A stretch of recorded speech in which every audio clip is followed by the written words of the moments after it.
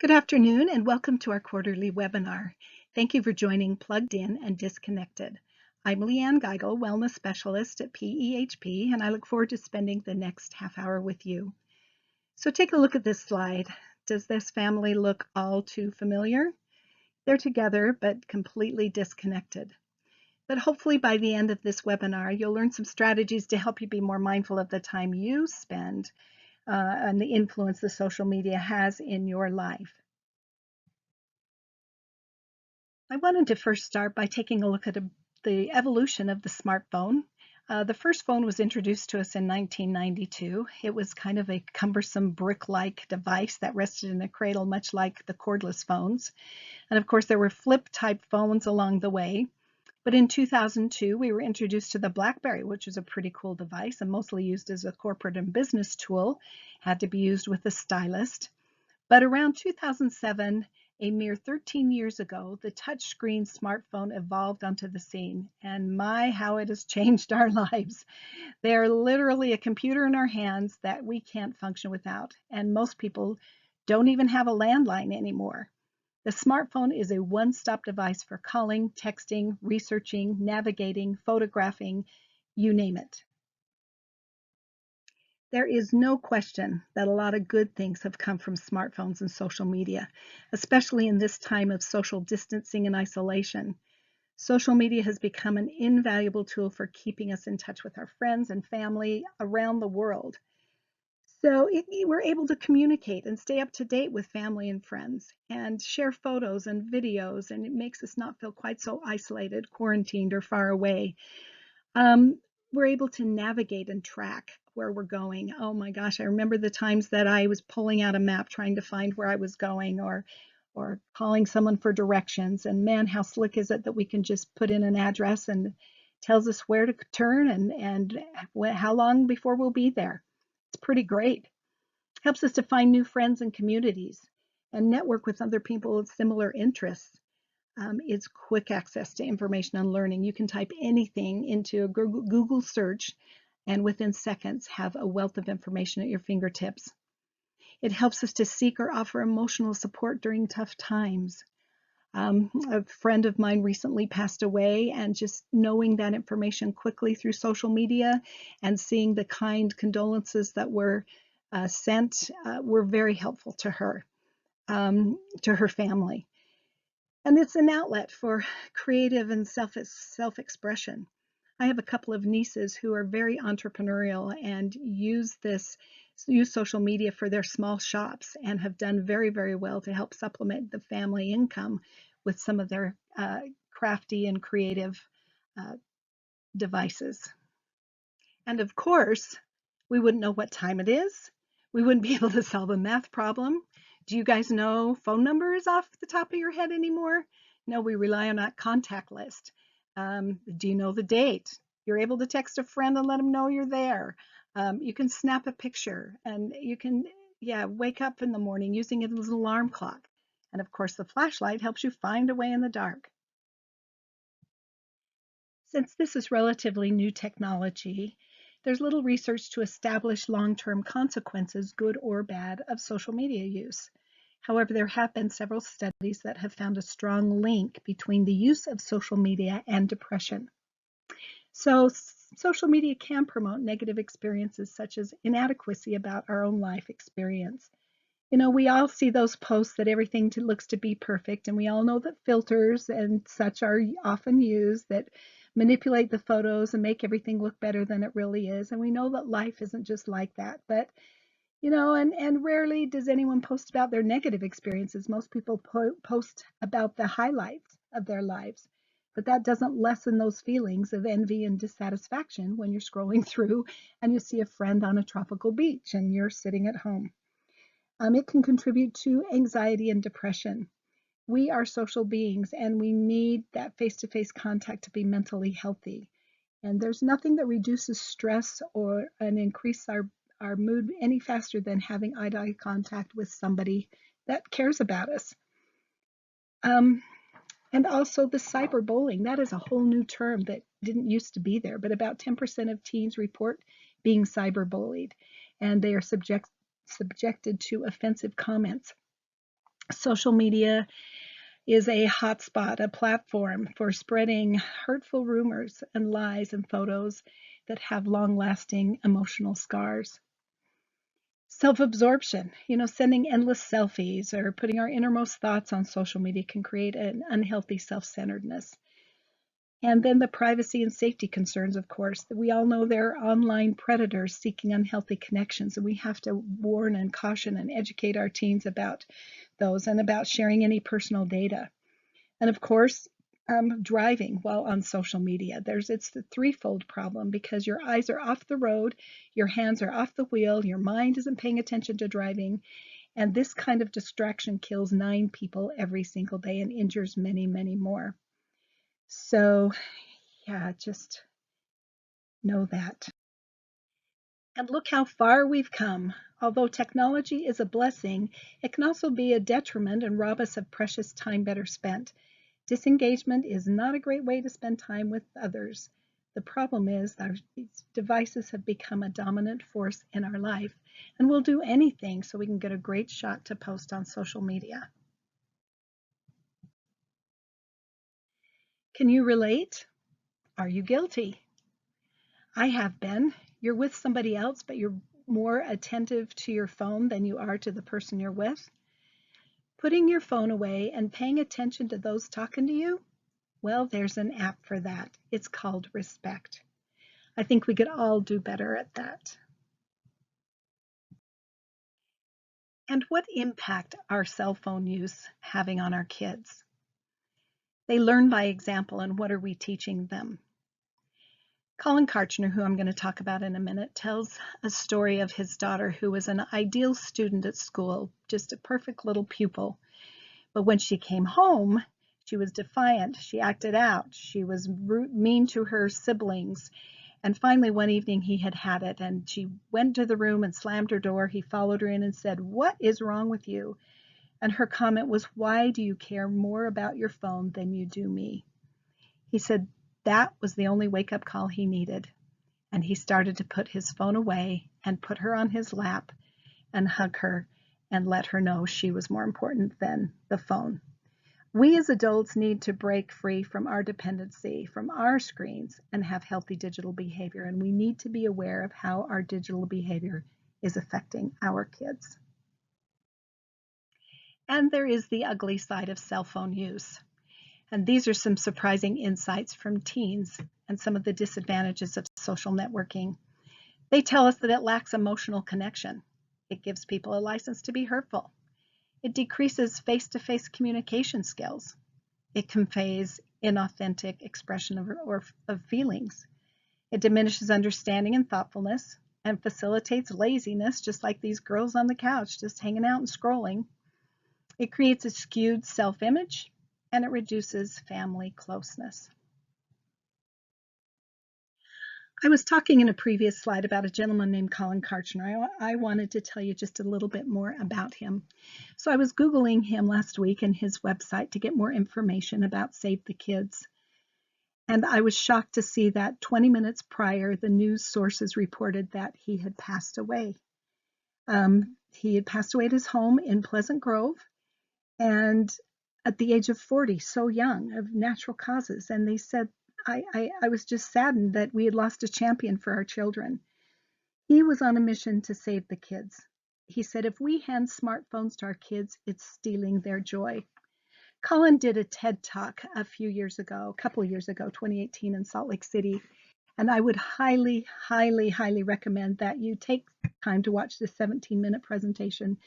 It's very valuable, and I'm going to use a few of his things in the next couple of slides. But he founded Save the Kids, and it was after his friend Roxanne told him that her daughter Whitney died from a drug overdose at the age of 23. And they said that she had been battling severe depression that was fueled by social media. So after that, Colin was on a crusade to help educate parents on the damage that social media and having 24/7 access to peer culture and what that does to a child's mental health and how it increases anxiety for children and for parents alike. So his goal was to help teens rise above social media and the comparison, the negativity, the cyberbullying, and he wanted to stress that being perfect and that attitude can have negative effects, and having the screen addiction and the negative effects of that. Every day, Colin said he would get hundreds of messages from teens that were sharing how social media was hurting their mental health and how his message had changed their lives. He presented to thousands of kids in middle schoolers and high schoolers around the country. And he tells about, in his TED Talk, asking 500 middle schoolers to fill out the following. Handed him slips of paper and asked them to write one thing my parents don't know about social media. And here are some of their answers. One thing my parents don't know about social media is it makes me very, very, very insecure. Or one thing they don't know is how social media is addictive and awful it is. One thing they don't know is that they're blocked. One thing my parents don't know is that it puts pressure on me to be perfect. And one thing my parents don't know is social media makes me sad and depressed. One thing my parents don't know is that it nearly ended my life. Now, these are scary, scary comments fueled by social media. Today in our country, there's an epidemic rise of the level of anxiety and depression and suicidality in our teens in Utah. And in the last 7 years, the suicide rate among kids ages 10 to 17 has jumped by 141%. Colin says he's talked to ER docs in multiple states, and he said one ER doc in Oregon told him that every suicide attempt or completion that he has seen can be recently and that can be attributed to one of two things: that a parent took their phone or they were cyberbullied on social media. An ER doc in Salt Lake City talked about an attempt a girl had made because she found out she was going to summer camp for a month with kayaking and with other teens, hiking, fishing, other good time. But you can't bring your phone with you, she was told. And without a previous history of acting out, she slashed her wrists and her thighs, and 27 stitches later. The doc said, we see this kind of thing every day. Colin says that handing our kids a smartphone with social media and untethered access and without training is like handing them keys to a car with no driver's education. He said, then we wonder why our kids are crashing and burning every single day. Self-esteem is determined by the likes on an Instagram photo. That's what it's come to. So there are questions about what's the best age to have and give our kids social media. It's a great question, but France has banned smartphones from public schools altogether nationwide.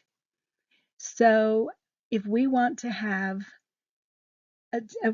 great conversations with our kids and to save our kids, we have to save ourselves and reconnect to them, he says. And he challenged us to put phones in the drawer and connect to our kids in person.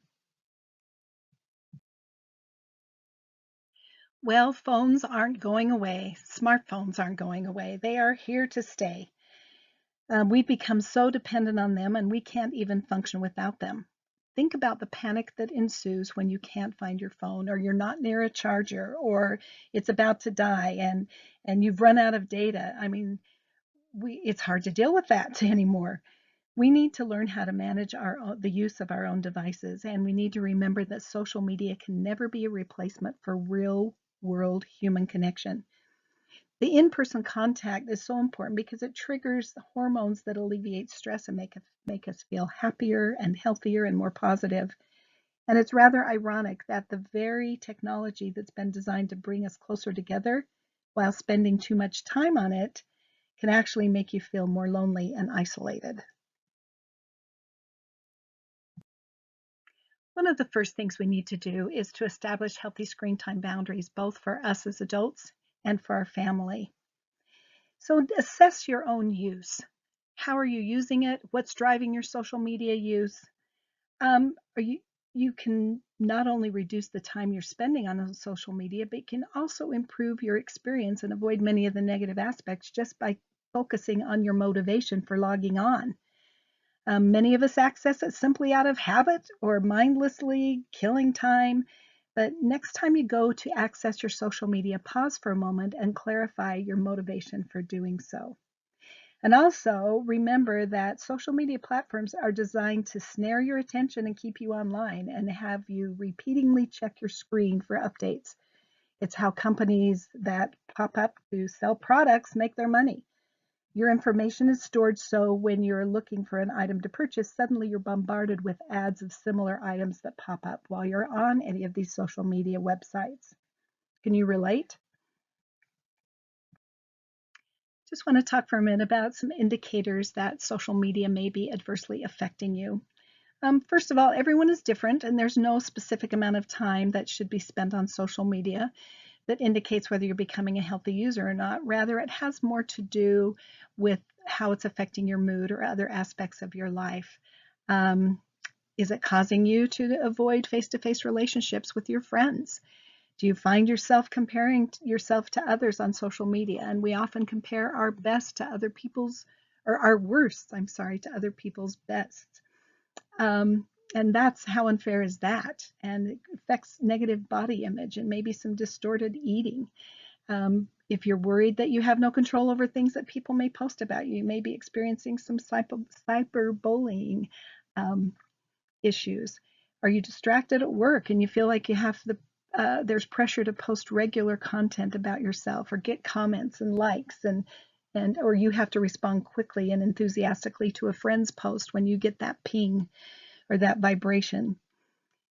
You have no time for self-reflection. That we all need to check in and drop in on ourselves and sort of see how we're doing. It's the things that allow us to grow as a person if you're neglecting those kinds of things. And then, we all know that kids engage in risky behavior to gain likes. They do dangerous pranks or post embarrassing material or things, and it's just not good. And then, of course, we've also talked about if you're using it when you're driving, it's adversely affecting you. Over the past 5 years, Google searches for cell phone addiction have been rising. Because of our overuse of cell phones, now a new set of terminology has been developed. So here we go. Nomophobia, it's the fear of going without your phone. Or texophrenia, the fear that you can't send or receive texts. And phantom vibrations, the feeling that your phone is alerting you when it really isn't. Interesting, right? There is a vicious cycle of unhealthy social media use. When you're feeling lonely, depressed, or anxious, then you use social media more often or as a way to relieve your boredom or feel connected to others. Or you use social media more often because it increases your fear of missing out or FOMO, and it creates feelings of inadequacy and dissatisfaction and isolation. Even though there are very few things that can't wait or need an immediate response, this FOMO will have you believing otherwise, that perhaps you're worried that you'll be left out of a conversation at school or at work, or if you miss the latest and greatest news or gossip on social media, it becomes pretty unhealthy. So in turn, those feelings, when you have them, they negatively affect your mood and worsen your symptoms of depression and anxiety and stress. And then those worsening symptoms cause you to use social media even more. And so then a downward spiral continues. Let's talk about some of those signs of phone overuse or addiction. Do you find yourself reaching your phone the moment that you're alone or bored? Do you wake up in the night to check your phone? Do you feel anxious, upset, or short-tempered if you can't find your phone or get to it? Has the phone caused you to have any accidents or injuries? Not watching where you're going because you're on your phone and trip and fall or something. You're spending more and more time using your phone. Your phone use interferes with your job, and we've talked about that some already. People in your life are concerned about your phone use patterns. Do you find that when you try to limit your phone use that you relapse quickly? Much like other addictions, social media can produce a psychological craving because when you receive a like or a share or a favorable reaction, it can trigger that release of the feel-good hormone dopamine. And it's a reward chemical that can follow you when something great has happened, like maybe winning on a slot machine or taking a bite of a chocolate, or the more we're rewarded, the more time you want to spend on social media. So it even becomes detrimental to other aspects of your life. So if your cell phone habits are interfering with your health and relationships and responsibilities, it's time to make some changes. So we're going to talk about that now, some steps to help you gain control over your cell phone use. And especially if you could identify with any of the statements on the previous slides. So there are steps that you can take to change the way that you interact with your phone and help limit the negative impacts that it might have on your life. A 2018 University of Pennsylvania study found that reducing social media use to 30 minutes a day resulted in a significant reduction in levels of anxiety, depression, loneliness, sleep problems, and FOMO. That same study concluded that just being more mindful of social media can have a beneficial result on your mood and your focus. So just trying to reduce that to 30 minutes may not be realistic to a lot of us, but for most of us, it means just reducing how much time we use our smartphones. So the following tips can help. So there are apps that you can put on your phone to actually help track how much time you're on social media and help raise awareness for that. You can turn off your phones at certain times of the day. Maybe at dinner time would be a great time where everyone turns off their phones at the same time so you can really connect. Um, don't bring your phone or tablet to bed. Disable your social media notifications so that you don't respond to those pings and that vibration. Limit the checks how often you reach for the phone and check to see if you've gotten any activity. And try removing the actual social media apps from your phone. Try getting rid of Instagram and Facebook, Twitter. See what happens. Step 2 in modifying social media use is changing your focus. So if you're getting on social media to find specific information or check on a friend who's been ill or share new photos or look of kids and family, for example, you're probably going to have a much different experience than if you're logging on simply because you're bored. So next time you go to get onto social media, pause for a moment and clarify the motivation and why you were doing so. Are you using it as a substitute for real life? Then if so, if you're lonely, then try to invite a friend out for coffee instead. Or if you're feeling depressed, take a walk or go to the gym. If you're bored, look at doing something new and different, learning something that trying something that you've never done before. Are you an active or a passive social media user? Are you just the one that's continuing to scroll and scroll? Or do you actually post some things that might be helpful and beneficial for others? Does social media leave you feeling inadequate or disappointed about your life? Well, just remember that no one's life is ever as perfect as it seems on social media.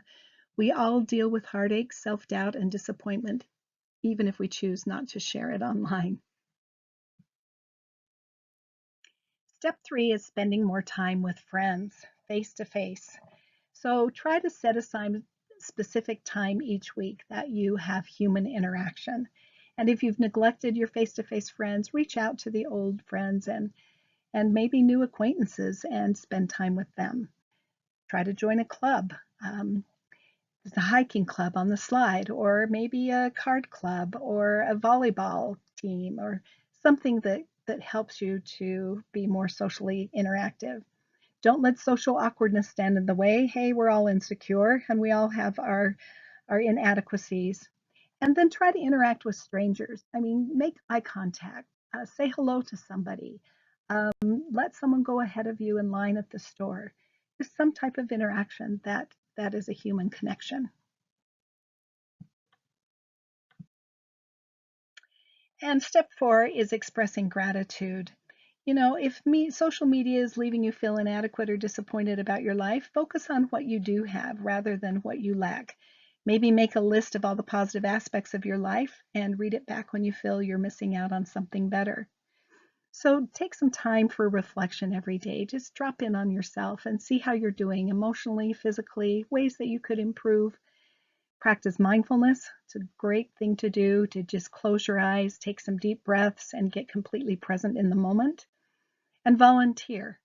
What a great way to get outside ourselves and serve others is through volunteering. And it's a great antidote for depression. Some other practical tips, removing some time-consuming apps. I mean, we've talked about taking social media off of your phone, but man, it really is time-consuming. I'll get on every once in a while, and before I know it, an hour has passed, and it's such a time waster. You can change your settings to eliminate the notifications so that you aren't getting that vibration or that ping that's tempting you to reach for your phone. You can put some barriers on your phone that force you to think about what you're doing. For example, create a message on your lock screen like, why now? Or what are you logging on for? Keep your phone out of sight, out of mind, and charge your phone somewhere else besides your bedroom. Try to develop new hobbies. Replace the games and the social media apps with some hands-on real world activities. Enjoy creating, something or music or art. And then adapt a growth mindset. You're going to have some relapses perhaps and making an adjustment to really trying to withdraw from social media and from your phone, but look at it as a journey toward a healthier phone use and don't expect you're going to get it right immediately. You're going to experience some setbacks, but you'll learn from each experience. So now let's talk about some strategies to manage our teens' phone use and how we deal with that. Since our kids are working and doing online school and most at home, it makes it a little more challenging for them to stay off screens if we're talking just any kind of screens. But try to establish clear rules. I worked in the area of substance abuse prevention for several years, and there are three things that really help prevent the substance abuse. And it's creating a bond between your child, establishing clear and concise boundaries, and monitoring those boundaries. And the same is true with doing it with cell phone use. So establish clear rules and have your teens and the kids give their input on what they think is fair and what the rules should be. They'll have a little more buy-in and be more likely to obey those rules. And some of those could include phones in the kitchen at 9 o'clock p.m. or no phones during meal times. We talked a little about that. Have screen-free days where you actually spend time doing something without your phone and have each person in the family come up with their idea of what they'd like to do, whether it's a bike ride or a card game or just going to a movie.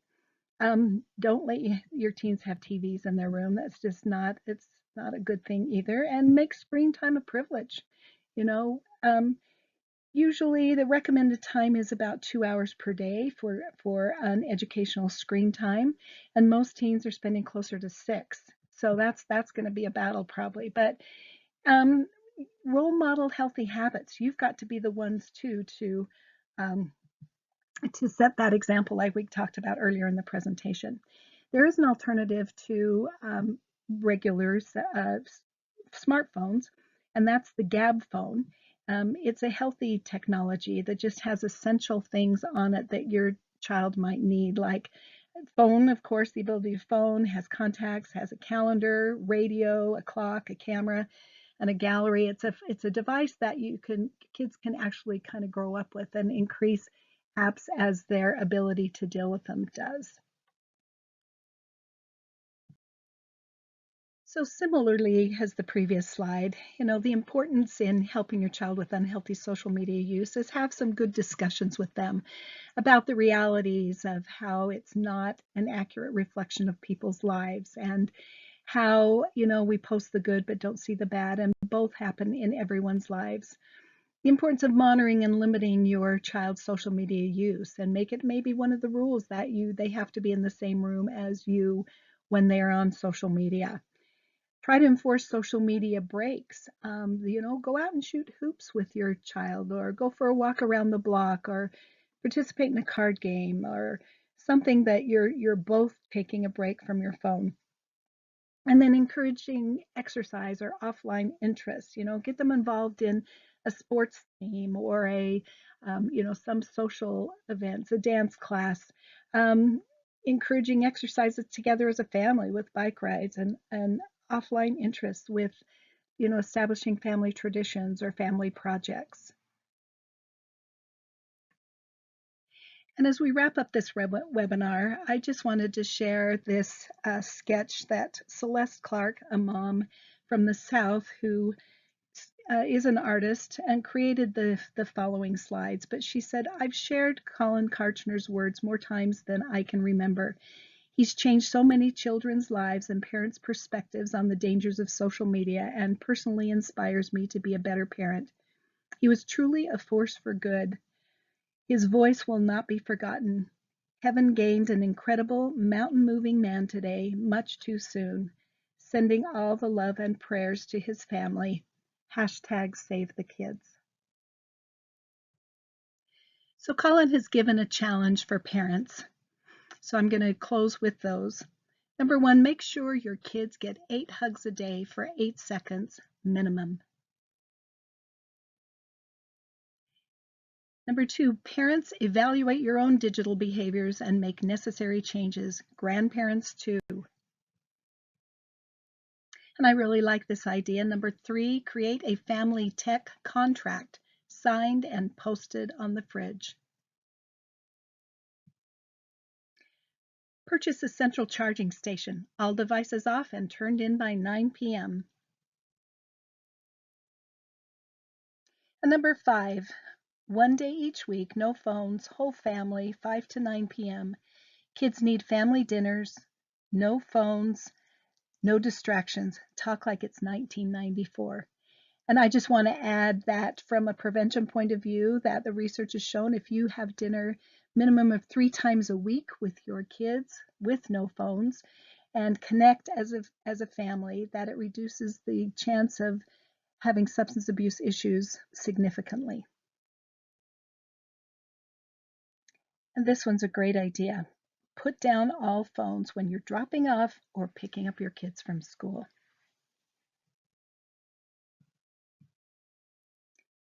Do something awesome as a family and don't post about it.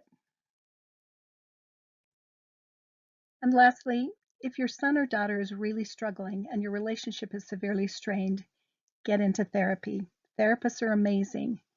Use them. Hashtag save the kids. Thank you for participating today. And if you have any questions or comments, feel free to email me. My email address is on the slide. And please enjoy the rest of your afternoon. Phone free.